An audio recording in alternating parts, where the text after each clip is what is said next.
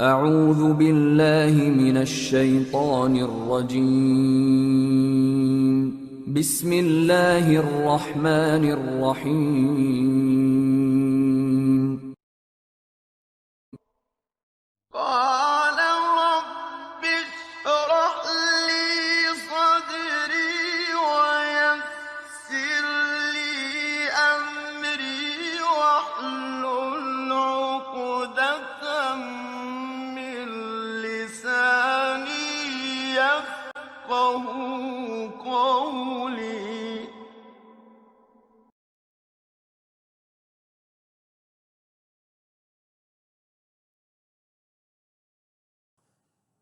প্রিয় শিক্ষার্থী বন্ধুরা, আশা করি ভালো আছো। আলহামদুলিল্লাহ, আমিও ভালো আছি। আজকে এই পর্বে উচ্চ মাধ্যমিক তথ্য ও যোগাযোগ প্রযুক্তি বিষয়ের অধ্যায় ৩, যার শিরোনাম সংখ্যা পদ্ধতি ও ডিজিটাল ডিভাইস থেকে ২-এর পরিপূরক পদ্ধতিতে যোগ এবং বিয়োগকরণ নিয়ে আলোচনা করবো ইনশাআল্লাহ। তোমরা আমার কথাগুলি ভালো করে শুনবে এবং বোঝার চেষ্টা করবে, কারণ এই ২-এর পরিপূরক পদ্ধতি থেকে বোর্ড পরীক্ষায় ইতিপূর্বে অনেক প্রশ্ন এসেছে এবং আসবে আশা করি।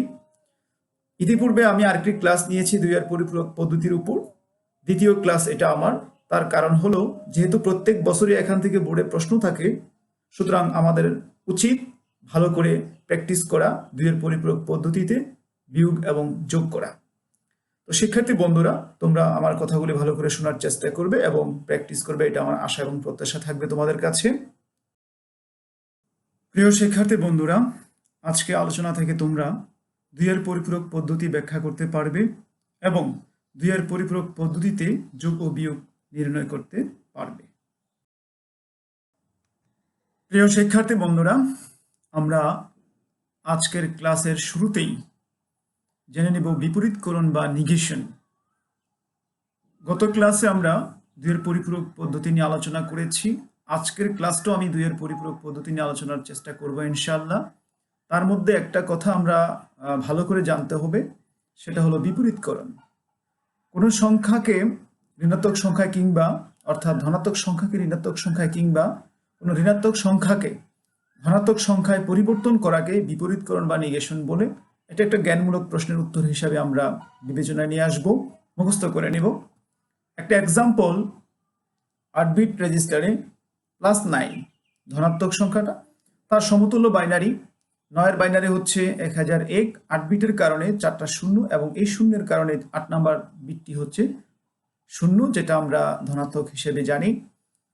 এখানে -9 বিয়োগ 9 ঋণাত্মক সংখ্যা, এটা আমরা জানি। 9-এর মান 1001, আর এই মাইনাসের কারণে এখানে 1 দেওয়া হয়েছে। বাইনারিতে 1 হলো ঋণাত্মক, এই কথাটা আমরা শিখেছি। এখানে সুন্দর করে উপস্থাপন করলাম, ধনাত্মক 0 এর কারণে ধনাত্মক 9 + 9। এটাকে যদি আমরা নিগেশন করি, এই মানটাকে আমরা উল্টিয়ে নিব। 0 এর স্থানে 1, 1 এর স্থানে 0 বসিয়ে তার সাথে 1 যোগ করে যে মানটা পাবো সেটা হবে নিগেশন মান।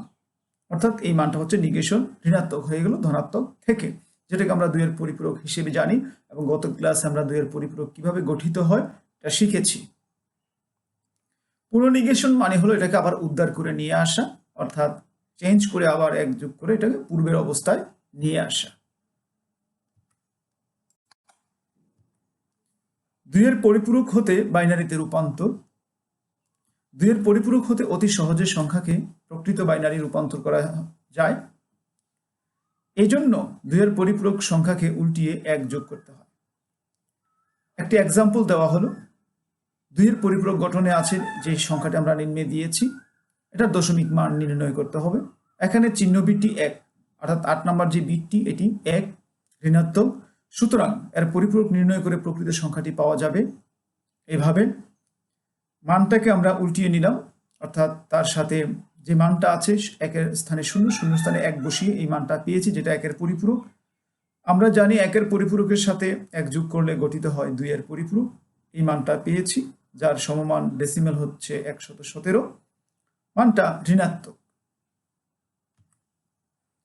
2-এর পরিপূরক পদ্ধতি ব্যবহার করে বাইনারি যোগ, এক্ষেত্রে আমাদের কিছু নিয়ম শিখতে হবে। সংখ্যা দ্বয়কে তার সমকক্ষ বাইনারি সংখ্যায় প্রকাশ করতে হবে। সংখ্যাদ্বয়ের সমকক্ষ বাইনারি সংখ্যার বিট সংখ্যা সমান করতে হবে। যে কোনো সংখ্যার ক্ষেত্রে সংখ্যাটির 2 এর পরিপূরক নির্ণয় করতে হবে। অতঃপর সংখ্যাদ্বয়ের চূড়ান্ত অবস্থা যোগ করে যোগফল নির্ণয় করতে হবে। আমরা একটি যোগের প্র্যাকটিস করব, একটু তোমরা ভালো করে খেয়াল করবে। দুটি ধনাত্মক সংখ্যা, এখানে +5 এবং +13, দুটাই ধনাত্মক, তাদের মধ্যে যোগ করব আমরা 2 এর পরিপূরক পদ্ধতিতে। 5 বাইনারি হলো 101, 8 বিট পূরণ করেছি অতিরিক্ত 5টি শূন্য দিয়ে, চিহ্ন বিট 0 8 নাম্বার বিটটি। 13 বাইনারি আমরা জানি 1101, 8 বিট পূরণ করেছি অতিরিক্ত 4টি শূন্য দিয়ে। এখানে 8 নাম্বার যে বিটটি সেটা হলো 0, ধনাত্মক, দুটি সংখ্যাই ধনাত্মক। এখন আমরা যোগ করব, বাইনারি যোগ যেভাবে আমরা করি, 1 1 0 আমরা জানি, ক্যারি থাকে 1 1 তার সাথে যোগ হবে 1, আবার 1 1 0 ক্যারি থাকে 1, এই 1 এর সাথে যোগ হবে আবার 0 1 ক্যারি, তার সাথে যোগ হলো 1, তারপরে যে মানগুলি হুবহু আমরা বসিয়ে নিলাম। এখন যোগফলটা আমরা পেয়েছি 1 0 0 1 0, যার সমমান ডেসিমেল হচ্ছে 18, আর এই 0 এর কারণে এটা ধনাত্মক হিসাবে আমরা জানি। যোগফলের চিহ্ন বিট অর্থাৎ 8 নম্বর বিট 0, কাজে ফলাফল ধনাত্মক। সুতরাং ফলাফল হবে 1 0 0 1 0 বা 18, অর্থাৎ পজিটিভ 18 + 18। অনুরূপ আরেকটি এক্সাম্পল আমরা দেখব। 9 এর বাইনারি 1001, অতিরিক্ত 4 শূন্য দিয়ে 8 বিট করেছি। 5 এর বাইনারি 101, 5 শূন্য দিয়ে আমরা 8 বিট করেছি। যখন আমরা যোগ করব এই মানটা পাবো, এবং চিহ্ন বিট 0, আর এটা তার সমমান 1111 10, এটা হলো 14 এর বাইনারি। শিক্ষার্থী বন্ধুরা, আমরা ধনাত্মক এবং ধনাত্মকের সাথে যোগফল নির্ণয় করেছি 2 এর পরিপূরক পদ্ধতিতে। এখন আমরা ধনাত্মক এবং ঋণাত্মক এর যোগফল নির্ণয় করব 2 এর পরিপূরক পদ্ধতিতে। তোমরা একটু ভালো করে আমার কথাগুলি শুনবে।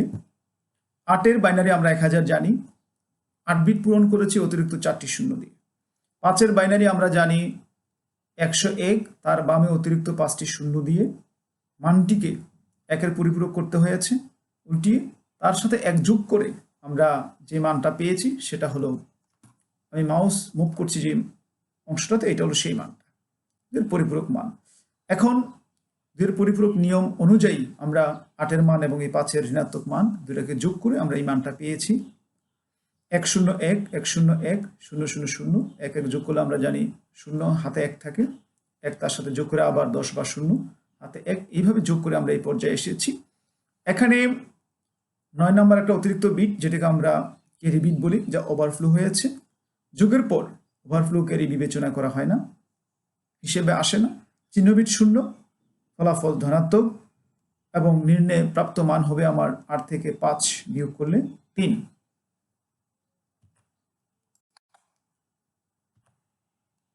আরেকটি এক্সাম্পল আমরা একেবারে ডিটেলস একটু বিস্তারিত জানবো, যেটাকে হাতে কলমে শিক্ষা বলবো আমরা। 9 এর মান আমরা জানি 1001, 4 বিট অতিরিক্ত। 5 এর মান, এই মানটা কিভাবে এসেছে তার একটা ব্যাখ্যা আমরা এখানে দেখব। এখন খেয়াল করবে, 5 এর মান 101, 4 বিট করে উল্টিয়েছি, আমরা এই মানটা পেয়েছি, তার সাথে 1 যোগ করে আমরা এই মানটা পেয়েছি। ঠিক আছে, একটু আগে যে কথাটা আমি বলেছিলাম তার ব্যাখ্যাটা আমরা এখানে দিয়েছি। এই মাউস পয়েন্ট আমি যেখানে মুভ করছি, এই মানটা এখান থেকে সোজা এদিকে এসে এখানে বসেছে। এখন 9 এর মান এবং এই 5 এর 2 এর পরিপূরক মান যোগ করে আমরা এই মানটা পেয়েছি। এখানে একটু খেয়াল করবে তোমরা, এখানে বোঝানো হয়েছে যে 8 বিট, 8 নম্বর যে বিটটা, এটা 0 পজিটিভ, এটাকে আমরা ধনাত্মক বলি, চিহ্ন বিট বলি। আর 9 নম্বর যে বিটটা, এটাকে আমরা ক্যারি বিট বলি, যেটা বিবেচনায় আনা হয় না। এই পর্যায়ে আমরা প্র্যাকটিস করব শুরুতে ঋণাত্মক এবং শেষে ধনাত্মক। এর আগে আমরা করেছিলাম ধনাত্মক ঋণাত্মক, এখন আমরা প্র্যাকটিস করব ঋণাত্মক এবং ধনাত্মক। 8 আমরা যোগের কাজ করব। তো শিক্ষার্থী বন্ধুরা, যোগের ক্ষেত্রে আমরা একটা কথা ছোটবেলা থেকেই জানি, সেটা হলো দুটি মান হতে হবে ধনাত্মক, প্লাসের হতে হবে। এখন এখানে 8 এর যে মানটা, এটা ঋণাত্মক মান, এটাকে আমাকে ধনাত্মক করতে হবে 2 এর পরিপূরক করে। 8 এর বাইনারি আমরা জানি 1000, এটাকে আমাদের উল্টিয়ে নিতে হবে, তার সাথে 1 যোগ করে আমাদের 2 এর পরিপূরক মান বের করতে হবে। আর 5-এর মান আমরা জানি 101, অতিরিক্ত 5টি শূন্য দিয়ে এটাকে 8 বিট করা হয়েছে। এই দুইটা মান যদি আমরা যোগ করি এখন এই মানটা পেয়ে যাব। এই মানটার ক্ষেত্রে আমরা খেয়াল করছি এখানে 8 নাম্বার যে চিহ্ন বিট এটা 1 হলে আমরা জানি ঋণাত্মক, এবং 9 নাম্বার 1 এটা হলো ক্যারি বিট অতিরিক্ত। তো ক্যারি বিট 1 যা ওভারফ্লো হয়েছে, যোগের পর ওভারফ্লো ক্যারি বিবেচনা করা হয় না। যোগফলের চিহ্ন বিট 1, কাজে ফলাফল ঋণাত্মক। প্রকৃত ঋণাত্মক সংখ্যাটি নির্ণয়ের জন্য যে ফলাফল যে মানটা 7 নাম্বার থেকে শুরু করে তার পরিপূরক নিলেই সংখ্যাটি হয়ে যাবে আমাদের প্রাপ্ত মান। অর্থাৎ আমরা জানি যদি চিহ্ন বিট 1 হয়, একটু মনে রাখবে, চিহ্ন বিট 1 হলে এটাকে আবার 2 এর পরিপূরক করতে হবে। অর্থাৎ এই মানটাকে এখানে কথাটা বলা হয়েছে এত 2 এর পরিপূরক নিলে সংখ্যাটি হবে এত, অর্থাৎ এটাকে উল্টাতে হবে। উল্টিয়ে আমাদের 1 যোগ করলে আমরা যে ফলাফল পাবো সেটা হলো 11, আর 11 এর বাইন ডেসিমেল আমরা জানি 3। যেহেতু সংখ্যাটি ঋণাত্মক এখানে আমরা বিয়োগ চিহ্ন দিয়েছি। একটু হাতে কলমে প্র্যাকটিস করছি পূর্বের এক্সাম্পলটা, তোমরা ভালো করে বোঝার চেষ্টা করো। 9 তার মান ঋণাত্মক, এটাকে আমাদের উল্টিয়ে 2 এর পরিপূরক করতে হবে। এখানে 9 এর মান আমরা জানি 1001, 4টা শূন্য অতিরিক্ত, তা উল্টিয়ে পেয়েছি এই মানটা, তার সাথে 1 যোগ করেছি। 1 যোগ করে আমরা এই দুইটা লাইন যোগ করে এই মানটা পেয়েছি। এই মানটাই আমার এখানে আসছে, ঠিক আছে। আবার এখানে খেয়াল করো এই যে 4, যেহেতু এটা ঋণাত্মক হয়েছে এটাকে আমার ধনাত্মক বানাতে হবে, এই জন্য এই মানটাকে আমাকে আবার চেঞ্জ করতে হয়েছে। যেহেতু এখানে চিহ্ন বিট 1 হলে এটা ঋণাত্মক হয়, এটাকে আমাদের আবার 2 এর পরিপূরক করতে হবে, আমাদের পূর্বের আলোচনায় আমরা বলেছি। তো ফলাফলটাকে আবার আমাদের উল্টিয়ে নিতে হবে। এই মানটাকে আমরা এখানে উল্টিয়ে নিয়েছি, উল্টিয়ে নিয়ে যে মানটা পেয়েছি এটা 1 এর পরিপূরক, তার সাথে 1 যোগ করে আমরা এই মানটা পেয়েছি 4। এই মানটাই হবে আমার প্রাপ্ত ফলাফল।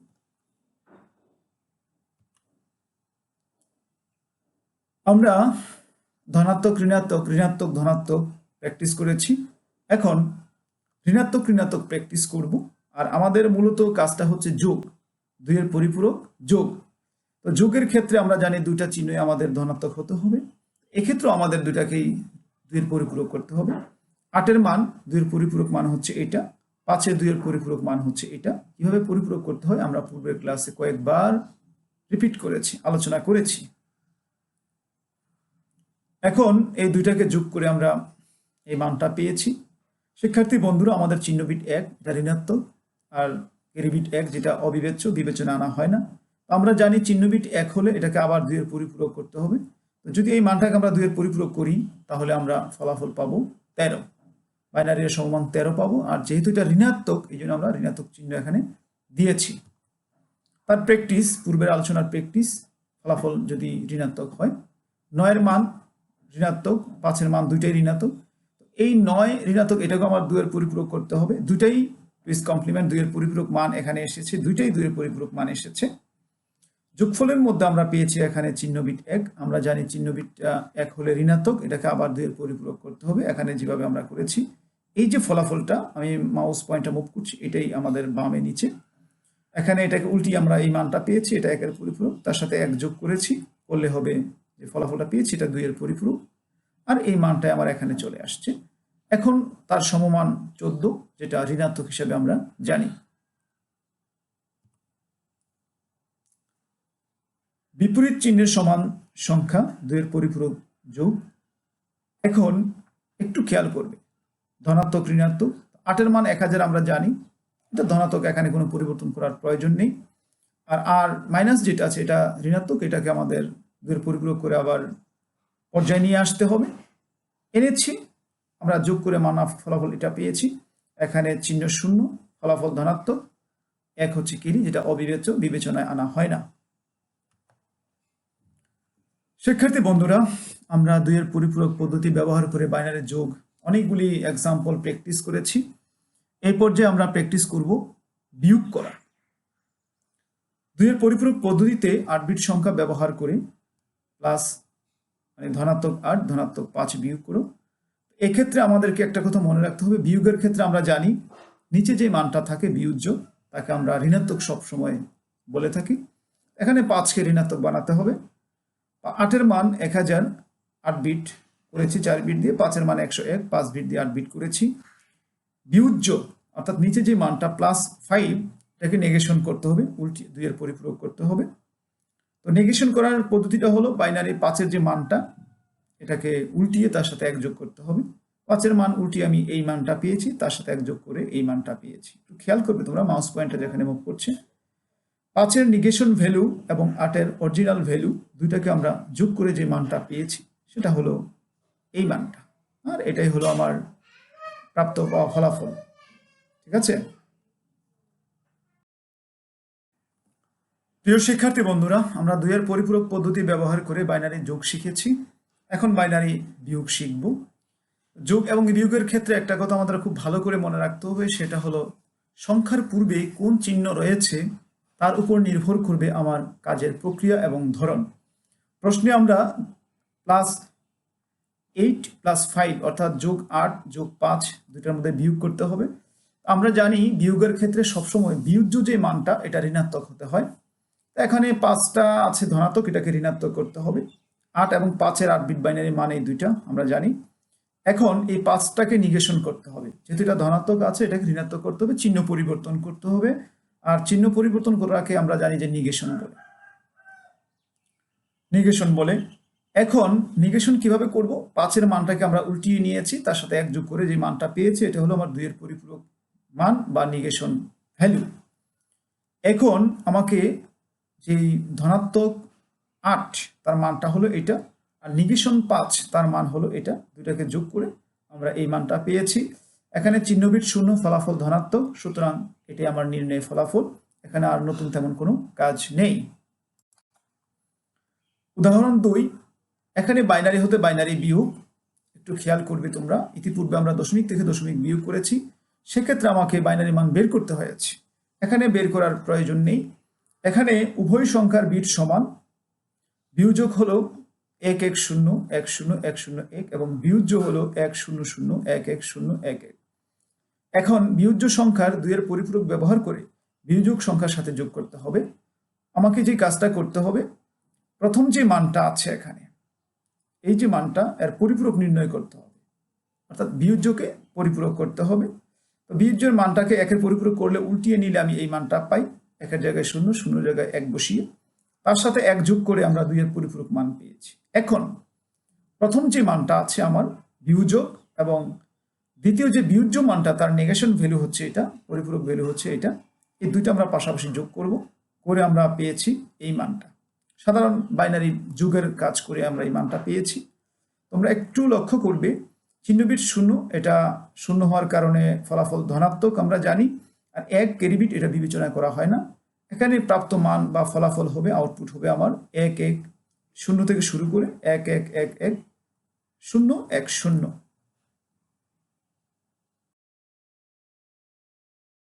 প্রিয় শিক্ষার্থী বন্ধুরা, আমরা প্রশ্ন উত্তর পর্বে চলে এসেছি। তো শুরুতে আমি তোমাদের সামনে কিছু প্রশ্ন উপস্থাপন করছি, যে প্রশ্নগুলি আমরা জ্ঞানমূলকের অন্তর্ভুক্ত বলে থাকি। 1 এর পরিপূরক কি? তো আমরা শুরুতে আলোচনা করেছি 1 এর পরিপূরক কি। আমি আশা করব তোমরা পারবে। 2 এর পরিপূরক কি? 2 এর পরিপূরক পদ্ধতি ব্যবহারের গুরুত্ব, এটা আমরা পড়েছি। তারপর ঋণাত্মক সংখ্যা প্রকাশের জন্য 3টি পদ্ধতি সমূহ কি কি, এটাও আমরা আমাদের আলোচনার মধ্যে আমরা জেনেছি। তারপর এখানে কিছু প্রশ্ন উপস্থাপন করলাম, যেটা আমরা দলীয় কাজ বা প্রয়োগমূলক প্রশ্নের অন্তর্ভুক্ত বলে থাকি। 2 এর পরিপূরক পদ্ধতিতে 8 বিট ব্যবহার করে 203 বেস 10 থেকে 180 বেস 10 বিয়োগ করে, অর্থাৎ 203কে আমরা বাইনারিতে নিব, 180কে আমরা বাইনারিতে নিব, নিয়ে 180টাকে আমরা 2 এর পরিপূরক করে 203 এর বাইনারির সাথে যোগ করে আমরা বিয়োগ করব, যেটা এই ক্লাসেরই আমরা মানে কিছু পূর্বে আমরা প্র্যাকটিস করেছিলাম। দ্বিতীয় প্রশ্ন, 8 বিট ব্যবহার করে 1 1 0 বেস 10 অর্থাৎ 111 থেকে 101 বিয়োগ করো। এই সংখ্যাসমূহ ডেসিমেল। আমাকে এখানে শিক্ষার্থীদের একটু চিন্তা করতে হবে, অনেকেরই ধারণা 1 1 হয়তো বাইনারি, এখানে যদিও বাইনারি বিট বাট তার বেস হচ্ছে 10, এই জন্য আমরা এই সংখ্যাগুলি দশমিক, আমরা দশমিক থেকে দশমিক বিয়োগ করার পদ্ধতিতেই 2 এর পরিপূরক নিয়ম মেনেই আমরা এই বিয়োগটা করার চেষ্টা করব।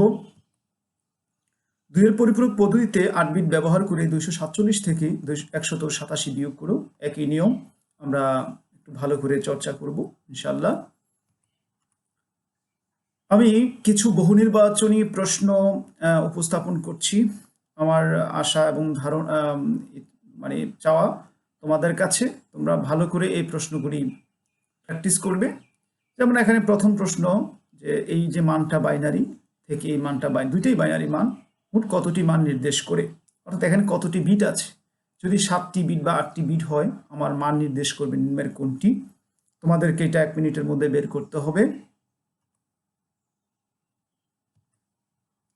দ্বিতীয় প্রশ্ন, এখানে এই মানগুলি দেওয়া আছে, যথাক্রমে কি নির্দেশ করছে। এখানে চিহ্ন বিট 0, এখানে চিহ্ন বিট 1, কি নির্দেশ করছে এটাকে তোমাকে বের করতে হবে আজকের আলোচনা থেকেই শিখে। তারপর বাইনারিতে ঋণাত্মক সংখ্যার চিহ্ন বিট নির্দেশ করে। আমরা ঋণাত্মক বলতে আমরা কি বুঝছি, এমএসবি, এলএসবি, বিসিডি, এলএসডি। ঋণাত্মক বলতে আমরা সবচেয়ে বড় সংখ্যা বা 0 থেকে ছোট সংখ্যা যেটাকে আমরা বলে থাকি, সেটা তোমাকে নির্ধারণ করতে হবে। 13 এটা ডেসিমেল মান। পরিপূরকে কত হবে যখন 8 বিট ব্যবহার করবে। 8 বিট ব্যবহার করে 13 এর 2 এর পরিপূরক কত হবে।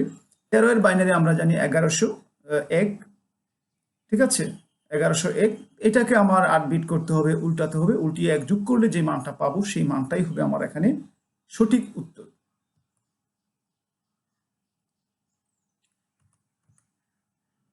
এখানে আমরা 5 নম্বরে কিছু মান দিয়েছি বাইনারি। পরিপূরক করলে কোনটি হবে। পরিপূরক করলে আমরা কিভাবে করব, মানটিকে আমরা উল্টিয়ে নিব, উল্টিয়ে 1 যোগ করব, করে যে মানটা পাবো সেটাই হবে এখানে সঠিক উত্তর।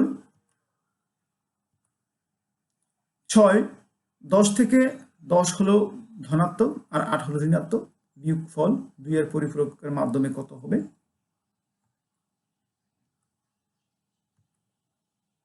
7 নম্বর প্রশ্ন, 0.25 সংখ্যাকে বিভিন্ন পদ্ধতিতে রূপান্তর করলে মান কত হবে। অর্থাৎ হেক্সা করলে কত, বাইনারি কত, অক্টাল কত। আমরা নিজেরা একটু চেষ্টা করব এটা সঠিক উত্তর বের করার জন্য।